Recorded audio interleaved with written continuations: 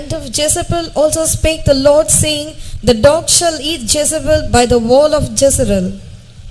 Praise the Lord. கர்த்தருக்கு ஸ்தோத்திரம். A convention is over and God has given us a great victory. Convention முடிந்து விட்டது. தேவன் தாமே ஒரு பெரிய மகத்தான ஜெயத்தை அவர் நமக்கு தந்தார். But when we take victories like this is the time when we should be very careful. இத்தகைய முறையிலே நாம் ஜெயத்தை பெற்றுக்கொள்ளுகின்ற போது நாம் மிகுந்த கவனமுள்ளவர்களாக இருக்க வேண்டும். Because it's during times of celebration that the enemy knows that we are careless and he will attack. நாம் இவ்விதமாக ஜெயத்தை கொண்டாடுகிற நேரத்திலே அப்பொழுது நாம் அஜாக்கிரதையாக இருப்போம் என்று சத்ரு நன்றாக அறிந்திருக்கிறார். So while we are celebrating a victory, the adversary is planning another battle.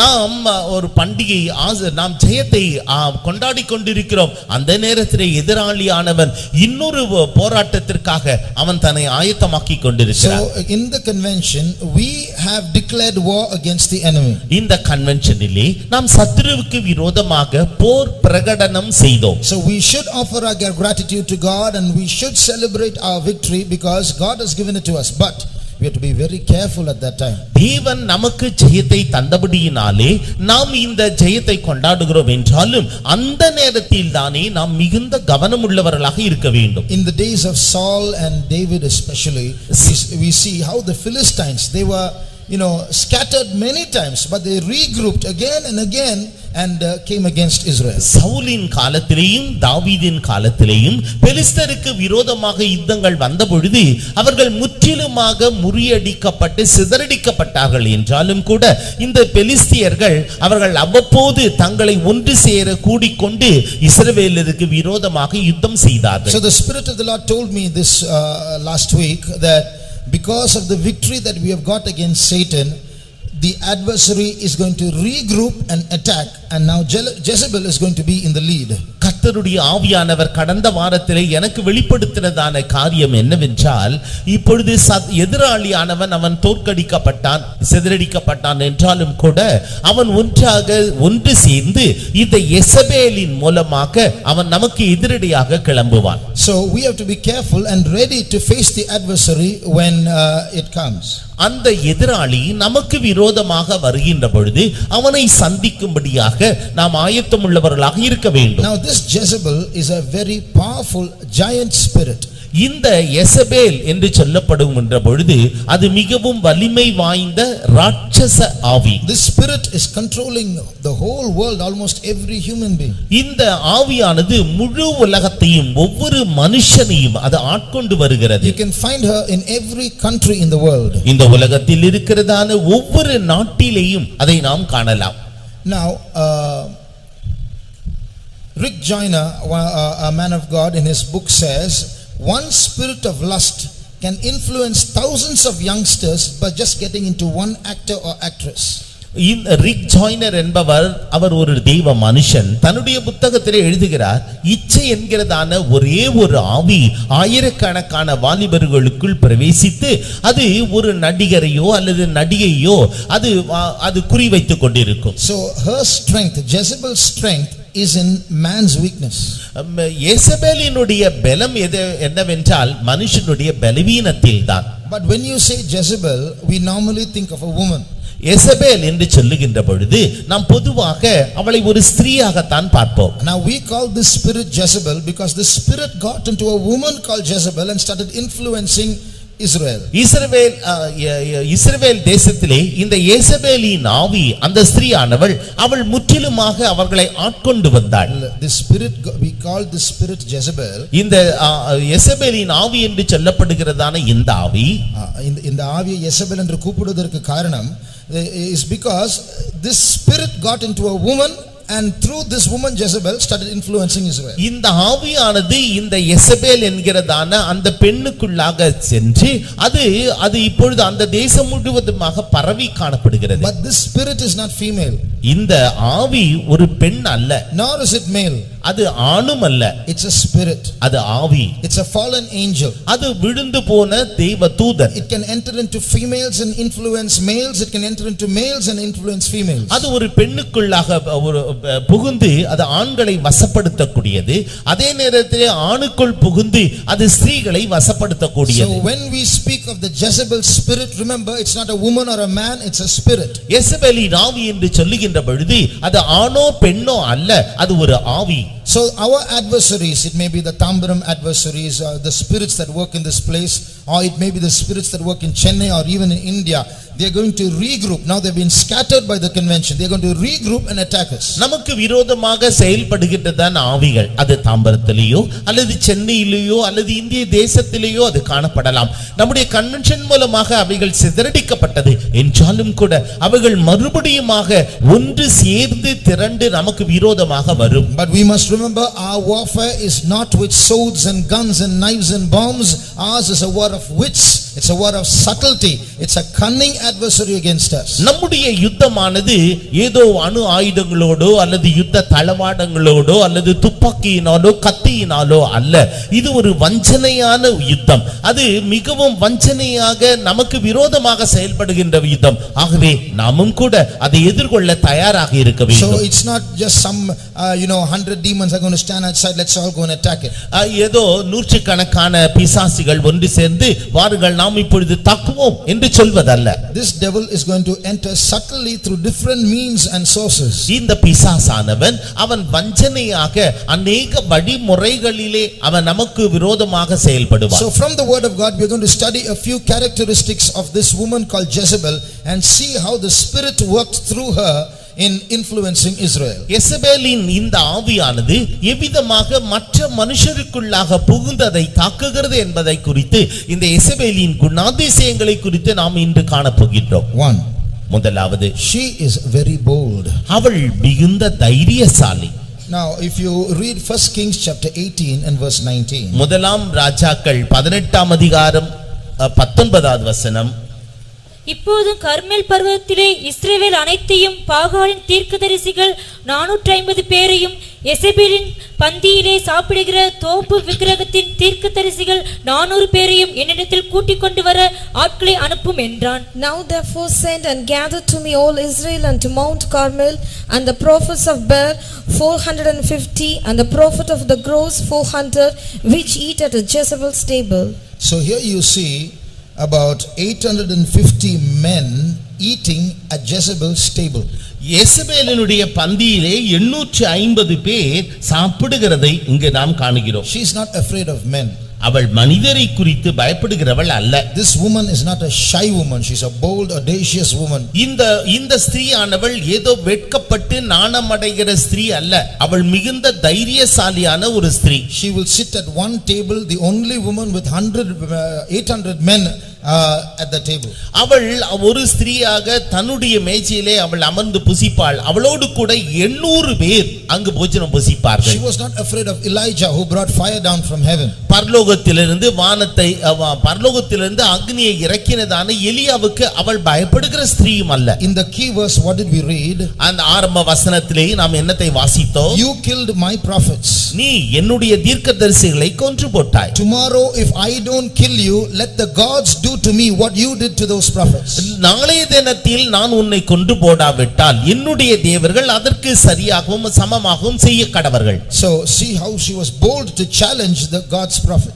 தேவனுடைய தீர்க்கதரிசியை எதிர்த்து பேசுவதற்கு அவளுக்கு எவ்வளவு தைரியம் இருந்தது என்று Her பாருங்கள். husband Ahab also was under her control. அவளுடைய புருஷனாகிய ஆகாபும் கூட அவளுக்கு கீழே இருந்தார். So when the spirit gets into us, இந்த ஆவி நமக்குள் பிரவேசித்தால் it will make us very bold in approaching the opposite sex. மற்ற எதிர்ப்பாளரை தாக்குவதற்கு மிகுந்த தைரியம் உள்ளவர்களாக இருக்கும். Read Proverbs 7:11. நீதிமொழிகள் 7ஆம் அதிகாரம் 11வது வசனம். She is loud and stubborn, her feet abide not in her house. அவள் வாயாடியும் அடங்காதவளுமானவள், அவள் கால்கள் வீட்டிலே தரிக்கிறதில்லை. So in Tamil it's vayadi. She speaks a lot. In English it's loud. So she speaks very loudly. She's not afraid of whispering or not bothered about the environment, about who's listening. She's very bold. தமிழிலே அவள் வாயாடியாக இருந்தாள் என்று சொல்லப்பட்டிருக்கிறது. ஆங்கில மொழிபெயர்ப்பின்படி அவள் மிகுந்த உரத்த சத்தமாய் பேசுபவள், அடங்காதவள். அவள் தைரியமாக யாரிடத்திலும் பேசுவாள். So that's her nature. அதுதான் அவளுடைய சுபாவம். And that's how the Spirit influences such people. இவ்விதமாகத்தான் இந்த ஆவியானது சிலரை அப்படியே பாதிக்கிறது. By nature there are some men who are very bold, and by nature there are some women who are very bold. இயற்கையிலேயே சிலர் ஆண்கள் அவர்கள் தைரியம் உள்ளவர்களாக இருப்பார்கள். இயற்கையிலேயே சில ஸ்திரீகள் அவர்கள் தைரியம் உள்ளவர்களாக இருப்பார்கள். They are not shy or afraid of approaching the opposite sex. எதிர்ப்பாளரை சந்திப்பதிலே அவர்களுக்கு வெட்கமோ நாணமோ இருக்காது. If you are that category, be very careful. நீங்கள் இத்தகைய குணாதிசயம் படைத்தவர்கள் என்றால் நீங்கள் ஜாக்கிரதையாக இருக்க வேண்டும். I just remember to say something. நான் சில காரியத்தை சொல்லும்படியாக எனக்கு நினைப்பூட்டப்படுகின்றேன். While the Malayalam song was going on, someone came with heavy perfume. If you are a newcomer, it's okay. If you are a believer, please don't do that. Malayalam பாட்டு பாடப்படுகின்றதான நேரத்திலே மிகுந்த வாசனை பொருட்களை தன்னுடைய உடலிலே தடவிக்கொண்டு இங்க வந்த யாரோ வந்தார்கள். அது ஒருவேளை நீங்கள் புதியதாக வந்தவர்களாக இருந்தால் பரவாயில்லை, என்றாலும் பழையவர்களாக இருந்தால், if you are a believer, don't do that. நீங்கள் விசுவாசிகளாக இருந்தால் அதை செய்யாதீர்கள். Whole hall was doused with that smell for some time. கொஞ்ச நேரத்திற்கு முழு ஹாலிலேயும் அந்த வாசனை அது வீசியது. So you're disturbing the worship. நீங்கள் ஆராதனையை தடை செய்கிறீர்கள். We'll continue. நாம் இதை தொடர்ச்சியாக. So this if we have that natural boldness in approaching other people, we have to be very careful of this spirit. மற்றவர்களிடத்திலே தைரியமாக பேசக்கூடிய ஒரு நபராக இருப்பீர்கள் என்றால் இந்த ஆவியை குறித்து எச்சரிப்புள்ளவர்களாக இருக்க வேண்டும். Also be very careful about some people who come to you boldly and introduce themselves. உங்களிடத்திலே யாராகிலும் ஒருவர் தைரியத்தோடு வந்து தங்களை அறிமுகம் செய்து கொள்வார்கள் என்றால் அதிலே நீங்கள் ஜாக்கிரதையாக இருக்க வேண்டும். Ask God to give you a spirit of discernment to know who is who. யார் என்பதை அறிந்து கொள்ளும்படியாக தெளிந்த புத்தியை தேவன் உங்களுக்கு பகுத்தறிவை தரும்படியாக நீங்கள் அவரிடத்திலே கேட்க வேண்டும். Recently I was hearing a pastor's testifying about his believers. சமீபத்திலே ஒரு பாஸ்டர் அவர்கள் தம்முடைய விசுவாசிகளை குறித்து சாட்சி கொடுப்பதை நான் கேட்டேன். Not his believers, but some believers who came to him with some struggles. சில பிரச்சனைகளோடு தன்னிடத்திலே வந்ததான விசுவாசிகளை குறித்து அவர் பேசினார். One boy was saying like this. ஒரு பையன் விதமாக சொன்னான். He came to that pastor. அவன் அந்த பாஸ்டரிடத்திலே வந்தார். And said, Pastor, whenever I am with my girlfriend, I have this struggle or temptation to commit sin.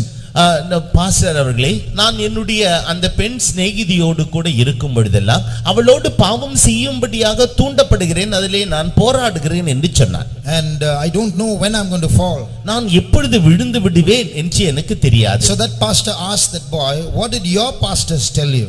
அப்பொழுது இந்த பாஸ்டர் அந்த பையனை பார்த்து கேட்டார், உங்களுடைய பாஸ்டர் என்ன சொன்னார்? That boy said, my pastor asked me to pray. I'm praying but nothing is happening. என்னுடைய பாஸ்டர் என்னை ஜெபிக்க சொன்னார், நான் ஜெபிக்கிறேன் என்றாலும் ஒன்றும் சம்பவிக்கவில்லை. So this pastor told that boy, go and tell your pastor to shut his mouth and stop giving counsel. அப்பொழுது இந்த பாஸ்டர் அந்த பையனிடத்திலே சொன்னார், உன்னுடைய பாஸ்டரிடத்திலே போய் தன்னுடைய வாயை மூடிக்கொண்டு இனிமேல் ஆலோசனை சொல்ல வேண்டாம் என்று சொல்.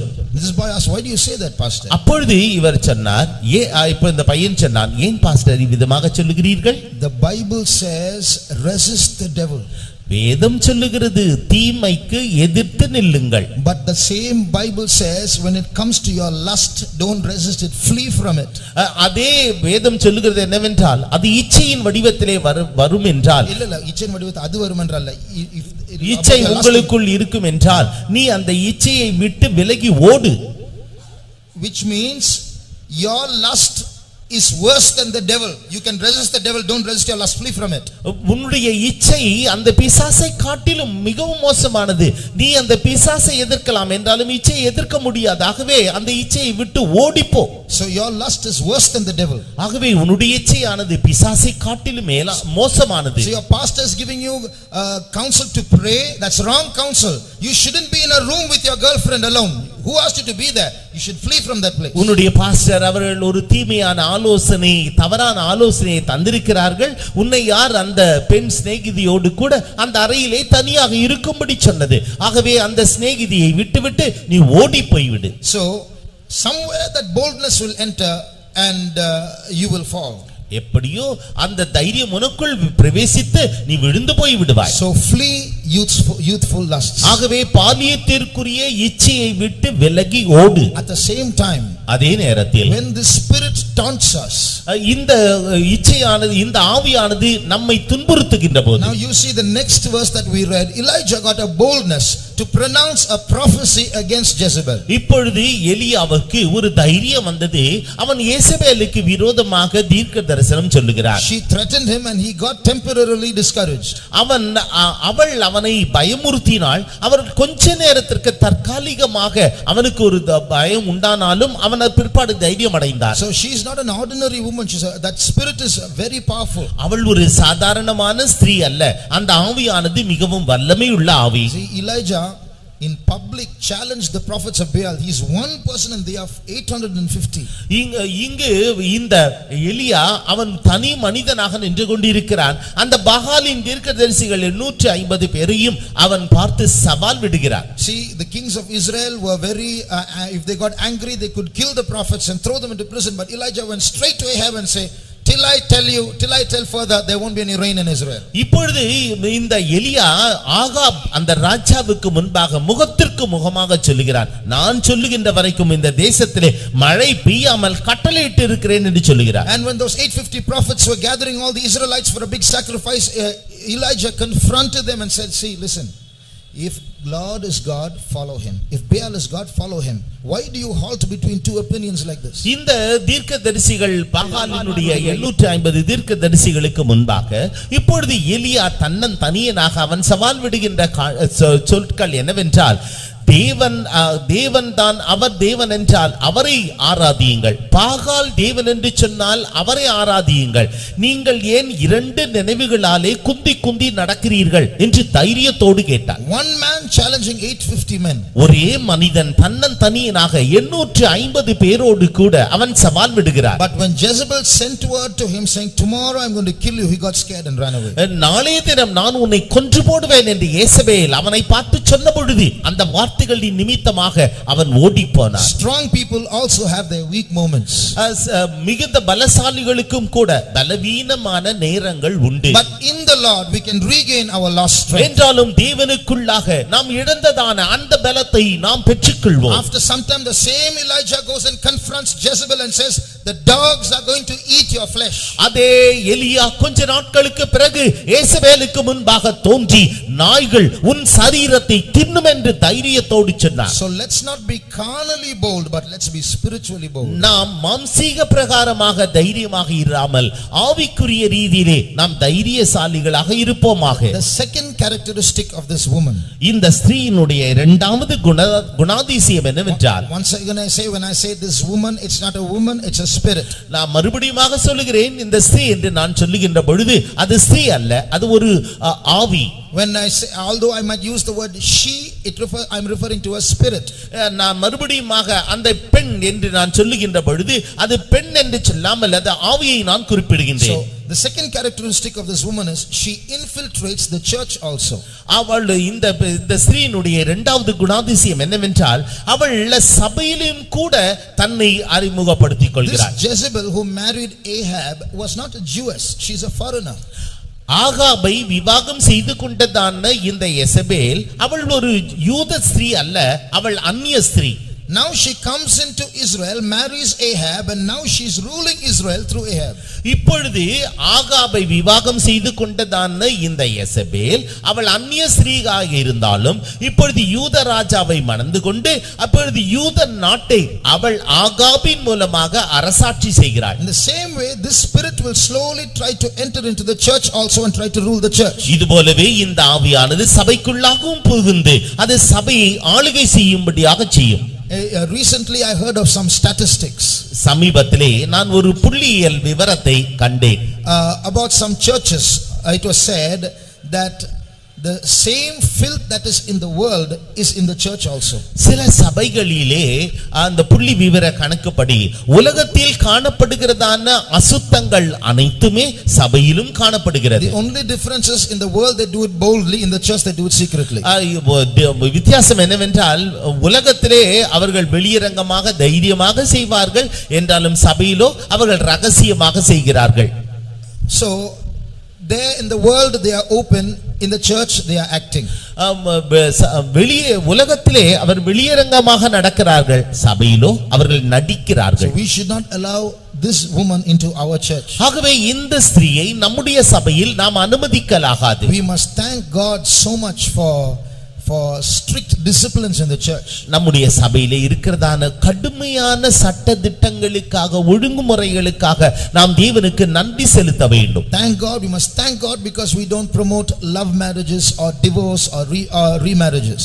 நான் தேவனுக்கு நான் நன்றி செலுத்துகிறேன், ஏனென்றாலும் காதல் திருமணம், விவாகரத்து, மறுமணம் இது போன்றதான காரியங்களை நாங்கள் அனுமதிப்பதில்லை. So if we give room to these things, slowly Jezebel will come and rule inside. இதற்கு அனுமதி அளித்தால் கொஞ்சம் கொஞ்சமாக யேசபேல் சபைக்குள் புகுந்து விடுவார்.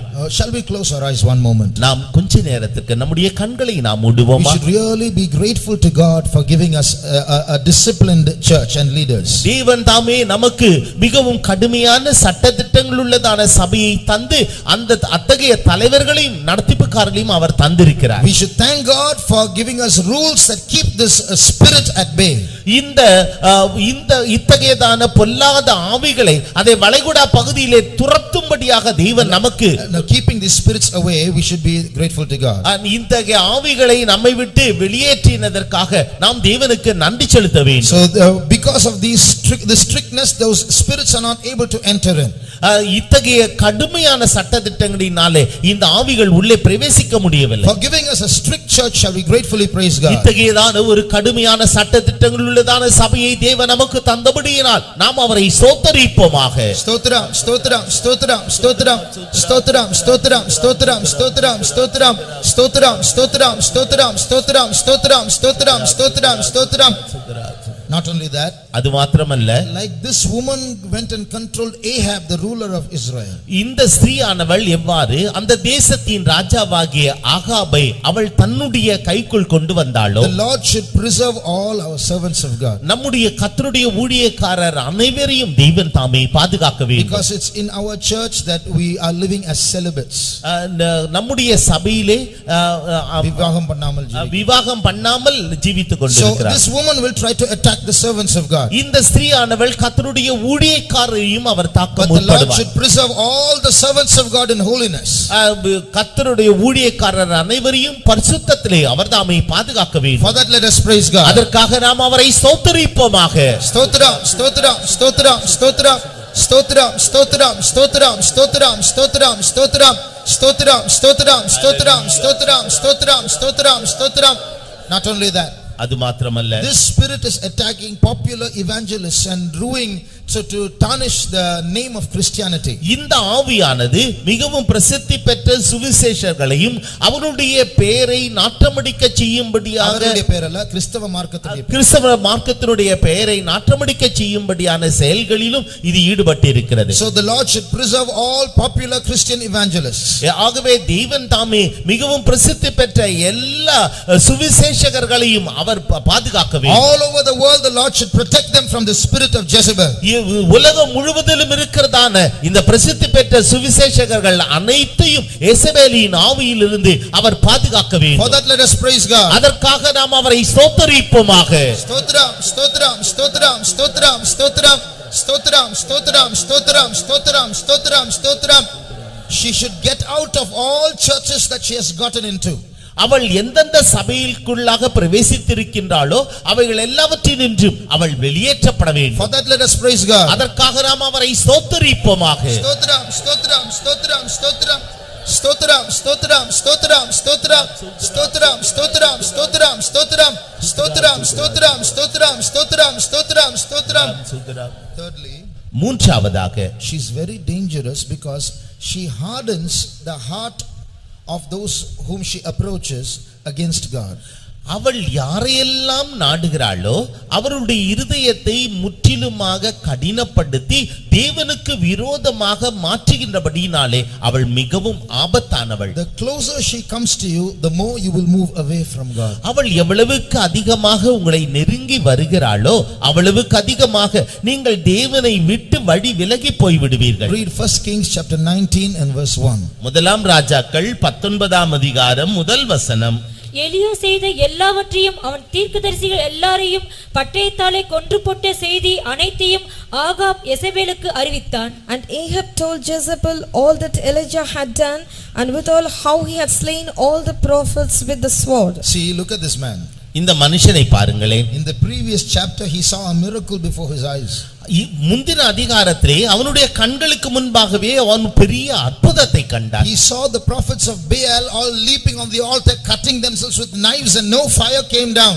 இப்பொழுது இந்த பாகாலின் பலிபீடத்திற்கு முன்பாக அவனுடைய தீர்க்கதரிசிகள் கத்திகளினாலே தங்களை கீறிக்கொண்டு ரத்தம் வெறுமட்டுமாக அவர்கள் கத்திக் கொண்டிருந்தார்கள் என்றாலும் அக்னி வரவில்லை. They leaped on the altar also. அவர்கள் அந்த பலிபீடத்தின் மீது அப்படியே படுத்துக் கொண்டார்கள். Leaped.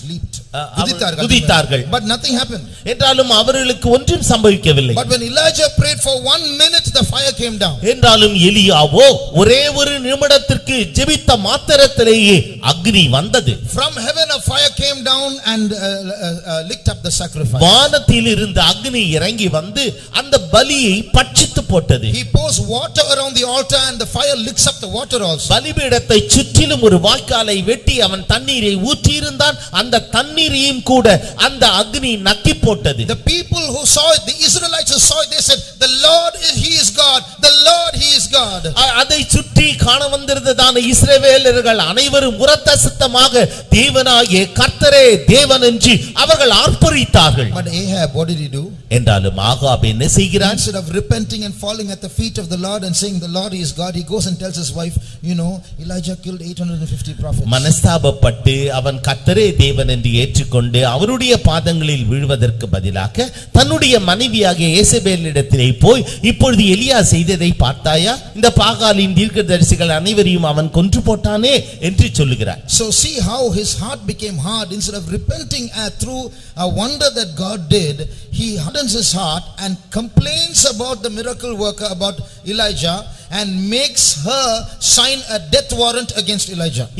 இந்த ஆகாப் அவன் இந்த அற்புத அடையாளத்தை கண்ட பிறகு அவன் மனம் மாறி மனஸ்தாபப்பட்டு தேவனண்டை சேர்வதற்கு பதிலாக அவனுடைய இருதயமானது கடினப்பட்டு இப்பொழுது இந்த யேசபேலிடத்திலே போய் இந்த காரியத்தை குறித்து விளக்கம் அளித்து அவனுக்கு எலியாவுக்கு விரோதமாக இப்பொழுது மரண சாசனம் எழுதும்படியாக அவன் சொல்லுகிறான். This woman need not approach you as a person.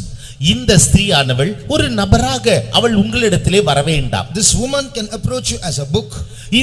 இந்த ஸ்திரீயானவள் ஒரு புத்தக வடிவிலே உங்களை சந்திக்கலாம். This woman can come to you as a picture. இந்த ஸ்திரீயானவள் ஒரு படமாக உங்களுக்கு முன் காட்சியளிக்கலாம். This woman can come to you as a website. இந்த ஸ்திரீயானவள் ஒரு வெப்சைட்டாக உங்களுக்கு காட்சியளிக்கலாம். This woman can come to you as a movie. இந்த ஸ்திரீயானவள் ஒரு திரைப்படமாக உங்களுக்கு முன்பாக வரலாம். This woman can come to you as an obscene habit. இந்த ஸ்திரீயானவள் ஒரு தீய கெட்ட பழக்கவழக்கமாக அது உங்களிடத்திலே வரலாம். In every way be very careful when she comes, because she will harden you against God.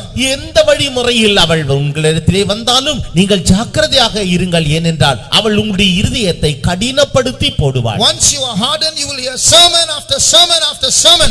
Nothing will shake you. ஒரு முறை உங்களுடைய இருதயம் கடினப்பட்டு விட்டால் எத்தனை முறை நீங்கள் தேவ செய்தியை கேட்டாலும் அதற்கு பிறகு உங்களுடைய இருதயம் மனம் மாறாது. After the meeting is over, you will be stubborn and going and committing your sin. இந்த கூட்டம் முடிந்த பிறகு நீங்கள் பாவத்தை செய்யும்படியாக இருதய கடினமுள்ளவர்களாக போய் துணிகரமாக செய்வீர்கள். So before it becomes too late and before you become irreparable, yield your heart to God, let him make it soft. தாமதமாவதற்கு முன்பாகவே நீங்கள் மனஸ்தாபப்பட முடியாத ஒரு எல்லைக்கு செல்வதற்கு முன்பாகவே நீங்கள் அவரண்டை வந்து விடுங்கள். Fourthly, நான்காவதாக she does favors for her victims in order to gain more control over them. மற்றவர்கள் தங்களுடைய ஆட்களுக்கு அவள் அதிகமாக உதவிகளை செய்து தன்னுடைய ஆளுகைக்குள்ள அவள் கொண்டு வந்து விடுவாள்.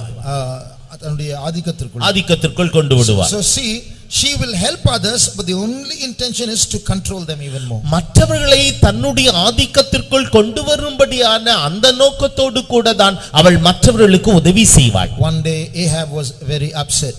ஒரு நாள் ஆகாப் மிகவும் மனமடிவாக இருந்தார். So Jezebel asks, why are you sad? அப்பொழுது யேசபேல் கேட்டாள், நீ ஏன் துக்கமாக இருக்கிறாய்? I wanted that vineyard of Naboth, but he's refusing to give it. நாபோத்தின் திராட்சை தோட்டத்தை நான் கேட்டேன், அவனோ அதை தர மறுக்கிறான். Why are you sad? You're the king. You can do anything. Don't worry. You go and eat. I will do it for you. நீ ராஜாவாச்சுதே, நீ ஏன் இப்படி துக்கமாகமாய் இருக்கிறாய்? நீ போய் சாப்பிடு, நான் எல்லாவற்றையும் உனக்கு ஒழுங்கு பண்ணி தருகிறேன். And she forged documents in Ahab's name and sent it to different people, raised up false witness against Naboth, slew him, and then came back to Ahab and said, the vineyard is yours. ஆகாபின் பெயரினாலே தாக்கீதுகளை அவள் அனுப்பினாள். இந்த நாபோத்துக்கு விரோதமாக பொய் சாட்சிகளை எழும்ப பண்ணினாள். அதற்கு பிறகு Naboth கொல்லப்பட்டான். இப்பொழுது இந்த நாபோத்தின் திராட்சை தோட்டமானது ஆகாபுக்கு சொந்தமானது. You see this in 1 Kings chapter 21. முதலாம் ராஜாக்கள் 21ஆம் அதிகாரத்தில் இதை நாம் காணுகின்றோம். So after this what happens? இதற்கு பிறகு என்ன சம்பவித்தது? Verse 25. 25வது வசனம். தன் மனைவியாகிய யெசபேல் தூண்டிவிட்டபடியே கர்த்தரின் பார்வைக்கு பொல்லாப்பானதை செய்ய தன்னை விற்று போட்ட ஆகாபைப் போல ஒருவனும் இல்லை. But there was none like unto Ahab, which did sell himself to work wickedness in the sight of the Lord, whom Jezebel his wife stirred up. So after she does him a favor, he sells himself more to her. இப்ப அவளுடைய மற்றவர்களுடைய ஆதாயத்தை பெற்றுக்கொள்ளும்படியாக அவர்களுக்கு அநேக உதவிகளை செய்தார். So now he becomes more a slave to her. இப்பொழுது அநேகர் அவளுக்கு அடிமைகளாக மாறினார்கள். He is not the king, she is the king. அவள் ராஜாவல்ல, இப்பொழுது அவள்தான் ராஜாவாக இருக்கிறார். Same way, அதுபோலவே when this spirit approaches some of us, இந்த ஆவியானது நம்மில் சிலரை அது தாக்குகின்ற போது, it will come through some person who is willing to help you in your need. உங்களுடைய தேவைகளில் உங்களுக்கு உதவி செய்கிற ஒருவரை அது தாக்கும். No, it will come as a person who is willing to help you in your need. உங்களுடைய தேவைகளில் உங்களுக்கு உதவி செய்கிற ஒரு நபராக அது உங்களிடத்திலே வரும். So be very careful. ஆகவே அதிலே ஜாக்கிரதையாக இருங்கள். Be very careful in approaching people of this world to get help for yourself. உங்களுக்கென்று உதவி செய்யும்படியாக இந்த உலகத்தின் நபர் யாராகிலும் முன்வருவார் என்றால் அதிலே நீங்கள் ஜாக்கிரதையாக இருங்கள். Reason is, after they do you a favor, you must realize if you don't have discernment, there will be a spirit behind that person. Now you are obliged now to submit to that person because they helped you. அந்த நபர் உங்களுக்கு உதவி செய்தபடியினாலே இப்பொழுது அந்த பிரச்சனையிலிருந்து நீங்கள் விடுபட்ட பிறகு நீங்கள் அவர் சொல்வதற்கெல்லாம் கீழ்ப்படிய மனதுள்ளவர்களாக இருப்பீர்கள். உங்களுக்குள் பகுத்தறியக்கூடிய தெளிந்த புத்தி இல்லாதபடியினாலே அந்த நபருக்கு பின்னணியிலே ஒரு ஆவி இருக்கிறது என்பதை நீங்கள் உணராமல் இருப்பீர்கள். So after some time that person will ask you a favor and you can't refuse. அதற்கு பிறகு அந்த நபர் உங்களிடத்திலே ஒரு ஆதரவு கேட்பார், அதை உங்களால் மறுக்க முடியாது. And that favor will be a favor where you have to sell the truth, you have to compromise with the truth, and you are forced to oblige with the person because that person helped you. அந்த நபர் ஏற்கனவே உங்களுக்கு உதவி செய்தபடினாலே அந்த நபர் உங்களிடத்திலே வேண்டுகோள் விடுக்கின்ற பொழுது அந்த காலகட்டத்திலே நீங்கள் அதை மறுக்க முடியாமல் சத்தியத்தை விட்டு சத்தியத்தோடு ஒரு ஒப்புரவாக்கி கொண்டு நீங்கள் உதவி செய்வீர்கள். Child of God, God is speaking to you practically. This week you might get such a temptation. தேவனுடைய பிள்ளையே, தேவன் உங்களுக்கு செயல் வடிவிலே உங்களோடு கூட இடைபடுகிறார். ஏனென்றால் இந்த வாரத்திலே உங்களுக்கு அதுபோன்ற பிரச்சனைகள் ஏற்படலாம்.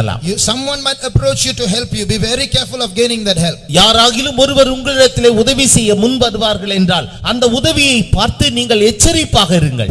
Pray many times before you respond. நீங்கள் அவர்களுக்கு ஆம் என்று தலையாட்டுவதற்கு முன்பாக 1000 முறை நீங்கள் ஜெபியுங்கள். Don't be quick to respond thinking that it is God sent. தேவன் தாமே அவரை அனுப்பினார் என்று நீங்கள் உடனடியாக தீர்மானிக்க வேண்டாம். When my mother was praying, Lord, I want to know the truth. என்னுடைய தாயார், ஆண்டவரே எனக்கு உண்மையான சத்தியம் தேவை என்று அவரிடத்திலே கேட்ட பொழுது, before servants of God from this church came and visited our home, Jehovah's Witnesses came. இந்த நம்முடைய சபையினுடைய ஊழியக்காரர் எங்களுடைய வீட்டை வந்து சந்திப்பதற்கு முன்பாக யெகோவா சாட்சிகள் எங்களுடைய வீட்டிலே வந்து அவர்கள் சந்தித்தார்கள். So the first people who come after your prayer doesn't mean because they are first they are God sent. உங்களுடைய ஜெபத்திற்கு அடுத்தாற் போல உடனடியாக தேவன் ஒருவரை அனுப்பினார் என்றால் அது தேவன் தான் அனுப்பினார் என்று பொருள் அல்ல. Do things with discernment and don't get trapped.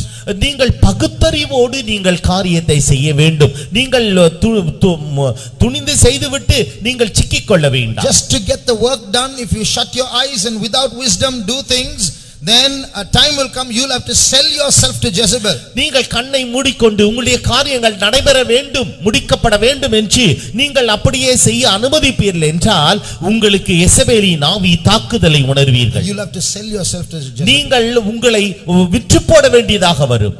So be very careful about the spirit. ஆகவே இந்த ஆவியை குறித்து மிகுந்த கவனமுள்ளவர்களாக இருங்கள். Shall we close our eyes a moment? நாம் கொஞ்ச நேரத்துக்கு நம்முடைய கண்களை மூடுவோமா? In this regard we all need a discernment. இந்த சந்தர்ப்பத்திலே நாம் எல்லோருக்கும் ஒரு பகுத்தறிவு தேவை. There is a gift, one of the 9 gifts, it's called discerning of spirits. 9 வரங்களில் ஒன்று ஆவியை பகுத்தறிகிற வரம்.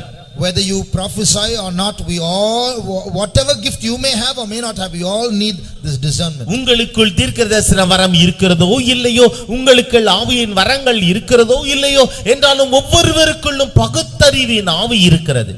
இருக்க வேண்டும். Those who want this discernment of spirits, put up your hands. இந்த ஆவியானவருடைய பகுத்தறிவின் ஆவி வேண்டும் என்று சொல்பவர்கள் உங்களுடைய கரங்களை உயர்த்துங்கள். To understand the spirits that work behind the people. ஜனங்களுக்கு பின்னணியிலே கிரியை செய்கிறதான அந்த பிசாசின் ஆவியை கண்டுகொள்ளும்படியாக. To discern those spirits that come that send people to do favors for us. உங்களுக்கு உதவிகரமான வேலையை செய்வதற்காக ஜனங்கள் அனுப்பப்படுகிறார்களே அவர்களின் பின்னணியில் இருக்கிற ஆவியை புரிந்து கொள்ளும்படியாக. To know who is who. யார் என்பதை அறிந்து கொள்ளும்படியாக. Those who want that spiritual discernment, put up your hands. ஆவிக்குரிய பகுத்தறிவு வேண்டும் என்பவர்கள் உங்களுடைய கரங்களை உயர்த்துங்கள். Today the Lord is going to give us that spirit of wisdom. இன்றைக்கு கர்த்தர் அந்த ஞானத்தின் ஆவியை அவர் தந்தருளப் போகிறார். To discern that spirit of Jezebel when she comes. யெசபேல் உங்களிடத்திலே வரும் பொழுது அவளுடைய ஆவியை பகுத்தறியும்படியாக. For that spirit let us praise God. அந்த ஆவிக்காக நாம் அவரை ஸ்தோத்திரிப்போமாக. ஸ்தோத்திரம் ஸ்தோத்திரம் ஸ்தோத்திரம் ஸ்தோத்திரம் ஸ்தோத்திரம் ஸ்தோத்திரம் ஸ்தோத்திரம் ஸ்தோத்திரம் ஸ்தோத்திரம் ஸ்தோத்திரம் ஸ்தோத்திரம் ஸ்தோத்திரம் ஸ்தோத்திரம் ஸ்தோத்திரம் ஸ்தோத்திரம் ஸ்தோத்திரம் ஸ்தோத்திரம் ஸ்தோத்திரம். Finally, முடிவிலே this Jezebel is a befriending spirit. A befriending, a spirit that makes friends. இந்த யெசபேலின் ஆவியானது மற்றவர்களோடு பழகி சிநேகித்துவத்தை உண்டு பண்ணும். So when she approaches, she will approach as a friend. அவள் சந்திக்கின்ற பொழுது ஒரு நண்பராக சந்திப்பார். So there are one magician who was converted, who was involved in Satanism. He said there are some friendly spirits also. ஒரு மந்திரவாதி அவர் ரட்சிக்கப்பட்டு நம்முடைய சபையிலே அவர் இருந்தார். அவர் சொன்னார் அந்த ஆவிகளிலே சில ஆவிகள் நண்பர்களைப் போல பழகக்கூடிய ஆவிகள். When I was not saved, when I was young, I remember reading a comic called Casper the Friendly Ghost. Casper அதாவது ஸ்நேக ஆவி என்று நான் ரட்சிக்கப்படாததற்கு முன்பாகவே ஒரு புத்தகத்தை படித்தேன். Like that there might be some friendly ghosts. இதுபோல சில சிநேகிதர்களான ஆவிகள் உண்டு. Whatever friendly ghosts they might be friends with us, but ultimately they will lead us to hell. அவர்கள் எவ்விதமான சிநேகிதமுள்ள ஆவிகளாக இருந்தாலும் சரி முடிவிலே அவர்கள் நம்மை நரகத்திற்கு தான் எடுத்துச் செல்வார்கள். Dear brother, dear sister, பிரியமான சகோதரனே சகோதரியே, if you are feeling lonely, நீங்கள் தன்னந்தனியராக உணர்கிறீர்களா? Be very careful about Jezebel. நீங்கள் யெசபேலை குறித்து கவனமுள்ளவர்களாக இருங்கள். She likes to befriend lonely people. அவர்கள் தன்னந்தனியராக இருப்பவர்களுக்கு அவளுக்கு நன்றாக பிடிக்கும். Because she knows that lonely people are very receptive. Will respond to her. தன்னந்தனியராக இருப்பவர்கள் தான் அவளுடைய அந்த சமூகத்திற்காக மிகவும் ஆவலோடு ஏங்குபவர்கள் காத்திருப்பவர்கள் என்று அவளுக்கு தெரியும். Look at Joseph. யோசேப்பை பாருங்கள். He was lonely in Egypt. அவன் எகிப்திலே தன்னந்தனியனாக இருந்தான். Not one friend. ஒரு நண்பனும் இல்லை. His father, mother, his brothers, nobody cared for him. He was sold. அவனுடைய தகப்பனோ தாயோ இல்லை, அங்கு இல்லை. அவனுடைய சகோதரர்களோ அவனை அங்கு விற்று போட்டார்கள். And now a woman comes to make friends with him. இப்பொழுது ஒரு ஸ்திரீயானவள் அவனோடு சிநேகிதம் செய்து கொள்ளும்படியாக வருகிறாள். He didn't say at last somebody loves me. எப்படியோ கடைசியிலே யாரோ ஒருவர் என்னை நேசிக்க வந்திருக்கிறார்களே என்று அவள் சொல்லவில்லை. அவன் சொல்லவில்லை. He discerned the spirit behind her and fled from that place. அவளுக்கு பின்னணியிலே இருந்ததான ஆவியை அவன் பகுத்தறிந்து அவளை விட்டு அவன் வெளியே ஓடி போனான். So this woman, this spirit will approach as a friend initially. ஆகவே ஆரம்ப காலத்திலே இந்த ஆவியானது ஒரு சிநேகிதமுள்ள ஆவியை போல அது வரும். But you know what is Jezebel's ultimate purpose? யேசபேலினுடைய அந்த முடிவான எண்ணம் என்னவென்று உங்களுக்கு தெரியுமா? She is an instrument of Baal.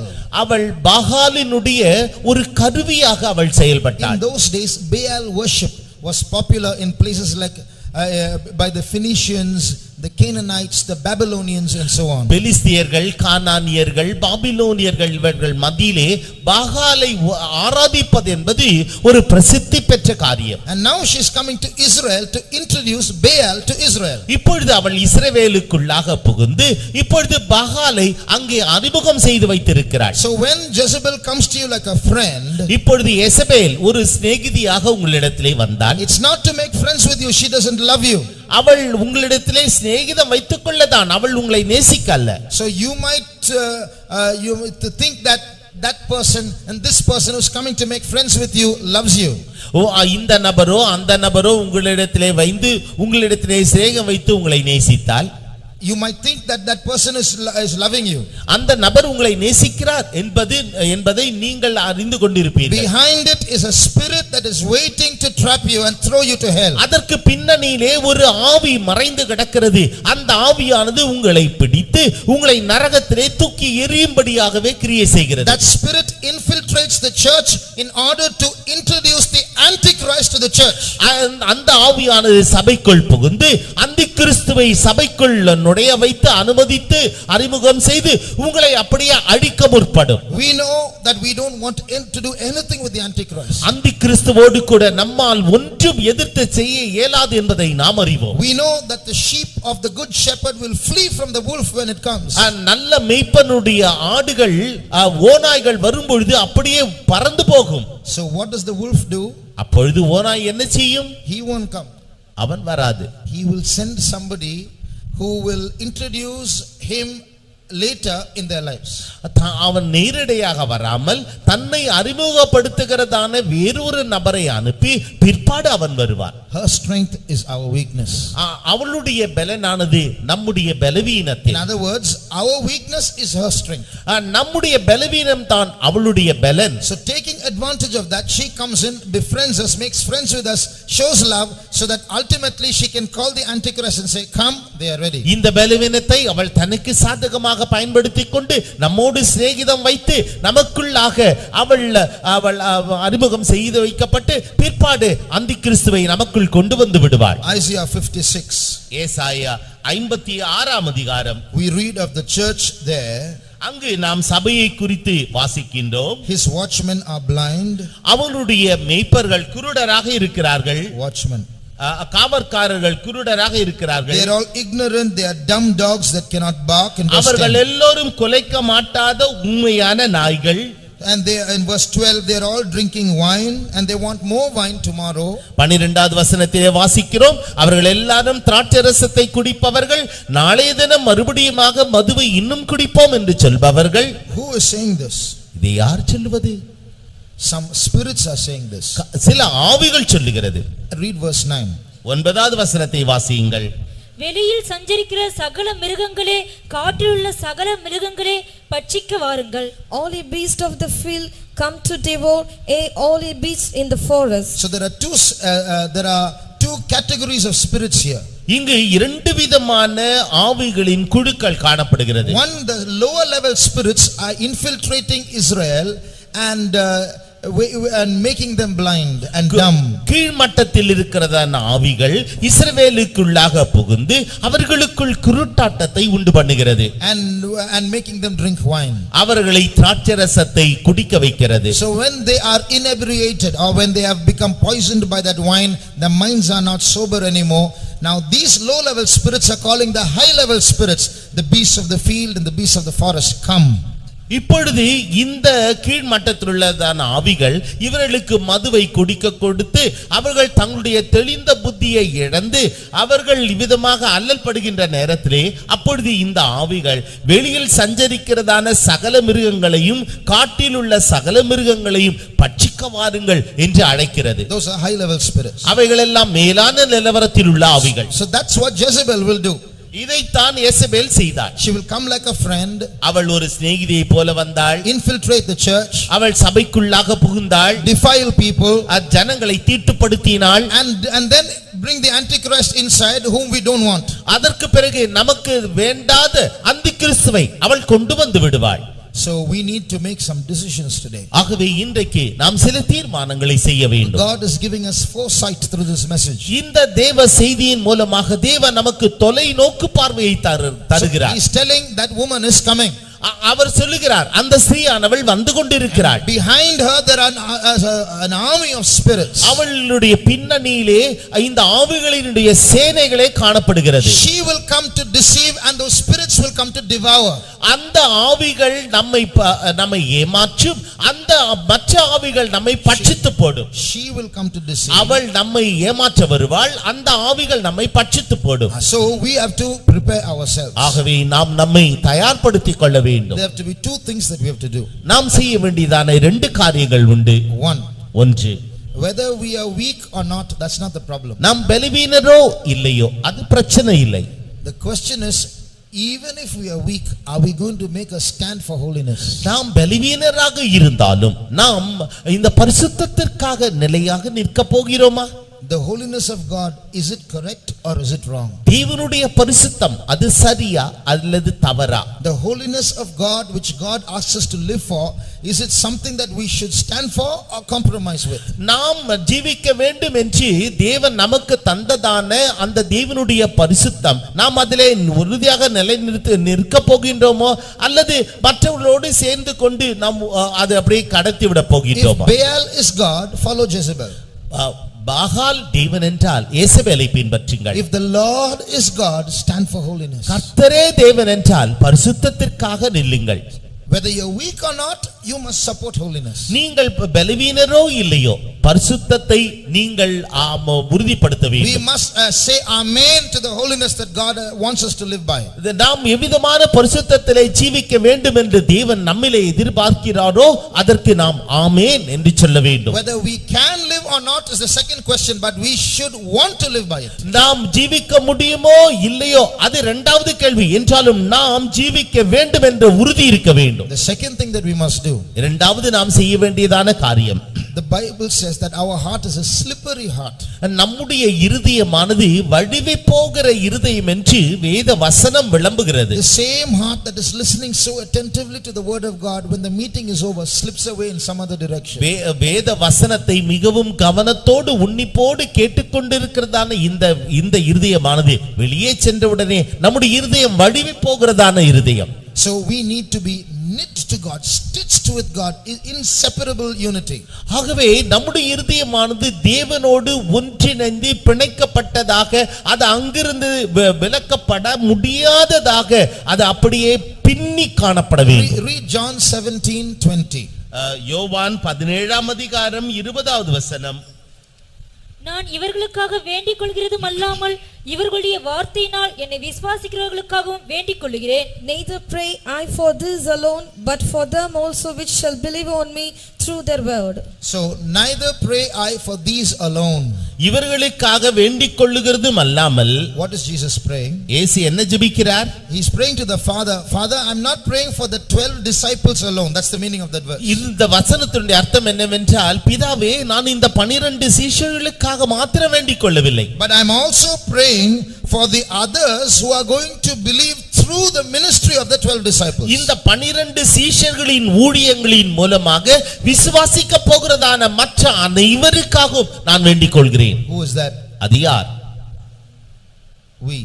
நாம். One of the 12 disciples came to Chennai. அந்த 12 சீஷர்களில் ஒருவர் அவர் சென்னைக்கு வந்தார். And the words of the disciples we are reading today. இன்றைக்கு அந்த சீஷர்களுடைய வார்த்தைகளை நாம் இன்றைக்கு வாசித்துக் கொண்டிருக்கிறோம். So in John 17:20 Jesus was praying for us. யோவான் 17:20 இயேசு கிறிஸ்து நமக்காக அவர் வேண்டிக் கொண்டார். And what is he praying? அவர் என்ன ஜெபித்தார்? Read the next verse. அடுத்த வசனத்தை வாசியுங்கள். அவர்கள் எல்லாரும் ஒன்றாயிருக்கவும் பிதாவே நீர் என்னை அனுப்பினதை உலகம் விசுவாசிக்கிறதற்காக நீர் என்னிலேயும் நான் உம்மிலேயும் இருக்கிறது போல அவர்கள் எல்லாரும் நம்மில் ஒன்றாயிருக்கவும் வேண்டிக் கொள்கிறேன். That they all may be one as thou Father art in me and I in thee, that they also may be one in us, that the world may believe that thou hast sent me. Next verse also. And the glory which thou gavest me I have given them, that they may be one even as we are one. நாம் ஒன்றாயிருக்கிறது போல அவர்களும் ஒன்றாயிருக்கும்படி நீர் எனக்கு தந்த மகிமையை நான் அவர்களுக்கு கொடுத்தேன். Look at that word Trinity. இந்த திருத்துவத்தின் அந்த வார்த்தைகளை பாருங்கள். Trinity is tri and unity together. 3 and 1 together. 3 in 1. இவை மூன்றில் ஒன்றாக அவர்கள் ஒன்றோடு ஒன்று கலந்தவர்களாக இருக்கிறார்கள். So the Trinity, the triune God, the Father, the Son and the Holy Ghost are interlocked in inseparable union. இந்த திருத்துவ தேவர்களாகிய பிதா, குமாரன், பரிசுத்த ஆவியானவர் அவர்கள் ஒன்றோடு ஒன்றிணைந்து கலந்து பிரிக்க முடியாதவர்களாக அவர்கள் காணப்படுகிறார்கள். So Jesus is praying, Father, just like all three of us are one, they must be one in us. பிதாவே, நாம் எப்படி நாம் மூவரும் ஒன்றுடன் ஒன்று கலந்தவர்களாக இருக்கின்றோமே அதுபோல இவர்களும் கூட நம்மிலே ஒன்றிணைந்து அவர்கள் காணப்பட வேண்டும். That means these people should be one in us, not just one in us, but with the same strength in which three of us are one. நாம் மூன்று பேரும் சேர்ந்ததான இந்த வல்லமை பல நமக்குள்ளே இருக்கிறதே, அந்த ஐக்கியத்தின் வல்லமை காணப்படுகிறதே அதுபோல இவர்கள் நம்மிலே ஒன்றிணைந்து இருப்பது மாத்திரமல்ல, நமக்குள்ளே காணப்படுகிறதான அந்த ஐக்கியத்தின் வல்லமை இவர்களுக்குள் காணப்பட வேண்டும். So if this prayer, see, your prayer and my prayer can go unanswered. This is Jesus' prayer. உங்களுடைய ஜெபமும் என்னுடைய ஜெபமும் கேட்கப்படாத பதிலில்லாத ஜெபமாக மாறி போகலாம் என்றாலும் இதுவோ இயேசுவின் ஜெபம். The Father will surely hear this prayer. He has heard it. நிச்சயமாக பிதாவானவர் இந்த ஜெபத்தை அவர் கேட்டார். This prayer surely has an answer. இந்த ஜெபத்திற்கு நிச்சயமாகவே ஒரு பதில் உண்டு. Shall we close our eyes? நாம் நம்முடைய கண்களை மூடுவோமா? Two things. ரெண்டு காரியங்கள். We must stand for holiness. நாம் பரிசுத்தத்திற்காக அவருக்கு நன்றி செலுத்த வேண்டும். Secondly, we must be united and intertwined, interlocked with the triune God with inseparable unity. இரண்டாவதாக நாம் அந்த திருத்துவ தேவனோடு கூட பின்னி ஒன்றிணைந்து பிரிக்க முடியாதவர்களாக நாம் அப்படியே அவரில் இணைந்து காணப்பட வேண்டும். Then how can we fall? We can't fall. நாம் எவ்விதம் அப்படி என்றால் நாம் எவ்விதமாக விட முடியும்? நாம் விழவே முடியாது. Jezebel will come and play with us. No Jezebel will come near us. எந்த யெசபேல் நம்மிடத்திலே வந்து விளையாட முற்பட்டாலும் அந்த யெசபேல் நம்மை நெருங்கவே முடியாது. We are all weak in this place. நாம் இந்த காரியத்திலே எல்லாரும் பலவீனர். But how many will say, I want to stand for the holiness that God teaches us? தேவன் நமக்கு போதிக்கிறதான இந்த பரிசுத்தத்திலே நான் உறுதியாக நிற்க விரும்புகிறேன் என்று உங்களில் எத்தனை பேர் சொல்ல விரும்புகிறீர்கள்? Lift up your right hand. உங்களுடைய வலது கரத்தை உயர்த்துங்கள். We are all in the flesh. நாம் எல்லாரும் மாம்சத்திலே இருக்கிறோம். We all have our carnal weaknesses. நமக்கு எல்லாருக்கும் மாம்சீக பலவீனம் உண்டு. Jezebel can easily swallow us. யெசபேல் நம்மை எளிதிலே விழுங்கி போடுவாள்.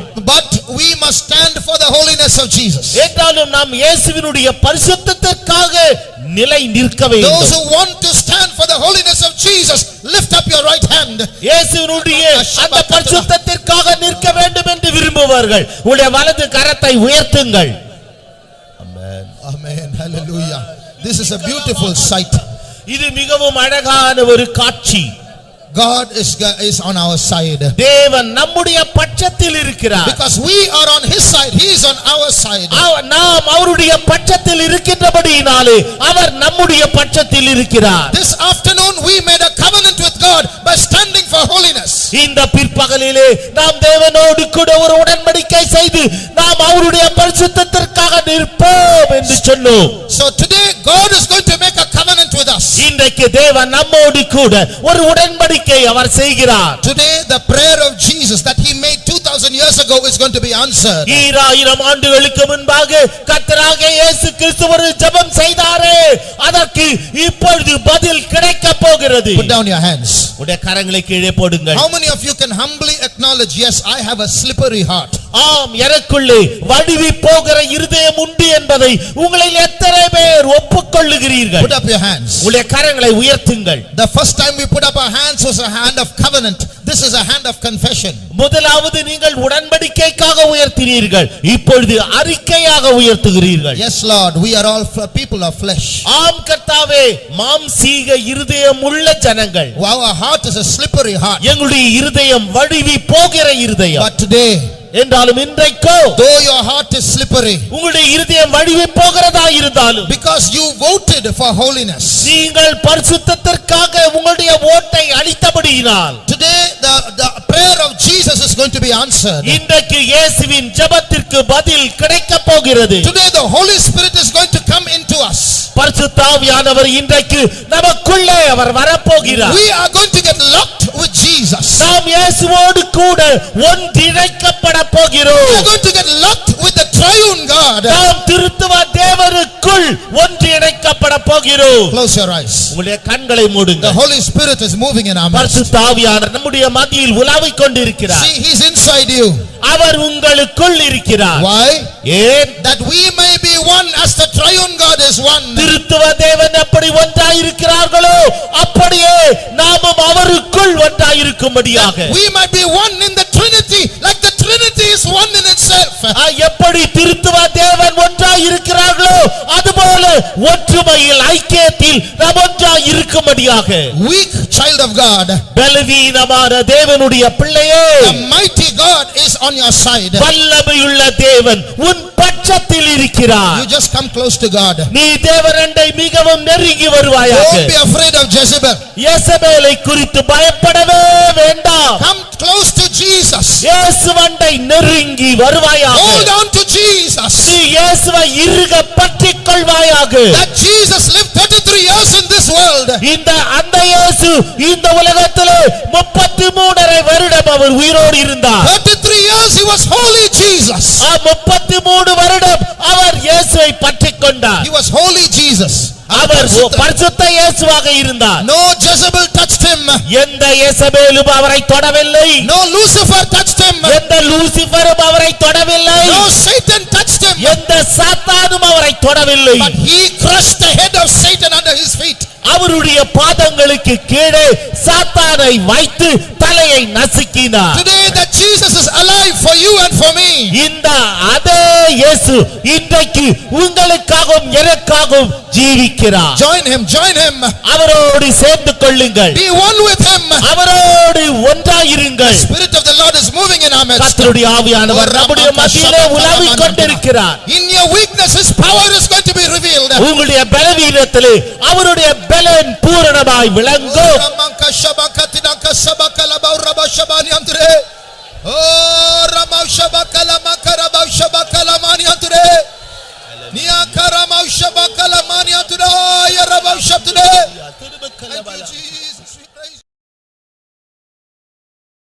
Praise the Lord. Dear viewers, we are happy to pre-launch our Zion Pentecostal Mission Android app now. As a pre-launch offer, you will get a 1-year subscription coupon code at 250 rupees instead of 500 rupees. Check the description for coupon link. Donate us and listen TPM songs and TPM messages in this app. Thank you. May God bless you. Praise the Lord. Dear viewers, we are happy to pre-launch our Zion Pentecostal Mission Android app now. As a pre-launch offer, you will get a 1-year subscription coupon code at 250 rupees instead of 500 rupees. Check the description for coupon link. Donate us and listen TPM songs and TPM messages in this app. Thank you. May God bless you. Praise the Lord. Dear viewers, we are happy to pre-launch our Zion Pentecostal Mission Android app now.